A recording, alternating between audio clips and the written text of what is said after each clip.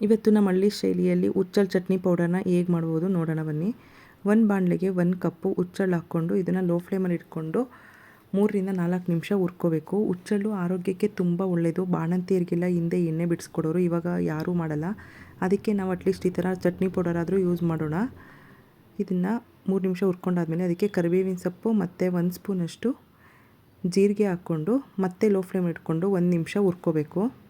ಇದನ್ನು ನೀಟಾಗಿ ಹುರ್ಕೊಂಡ್ರೆ ನಾವು ಎಷ್ಟು ದಿನ ಬೇಕಾದರೂ ಇಟ್ಕೊಂಡು ಯೂಸ್ ಮಾಡ್ಬೋದು. ಇದರಲ್ಲಿ ಆಯಿಲ್ ಕಂಟೆಂಟು ಮತ್ತು ಪ್ರೋಟೀನ್ ಜಾಸ್ತಿ ಇರೋದ್ರಿಂದ ಆರೋಗ್ಯಕ್ಕೆ, ಕೂದಲಿಗೆ ಎಲ್ಲ ತುಂಬ ಒಳ್ಳೆಯದು. ನೋಡಿ ಇವಾಗ ಆಗಿದೆ ಇದು. ಇದನ್ನು ತಣ್ಣಗಾದ್ಮೇಲೆ ಒಂದು ಮಿಕ್ಸಿ ಜಾರ್ಗೆ ಹಾಕ್ಕೊಂಡು ಇದ್ರ ಜೊತೆಗೆ ಇವಾಗ 5-6 ಬೆಳ್ಳುಳ್ಳಿ ಇಕ್ಕಲು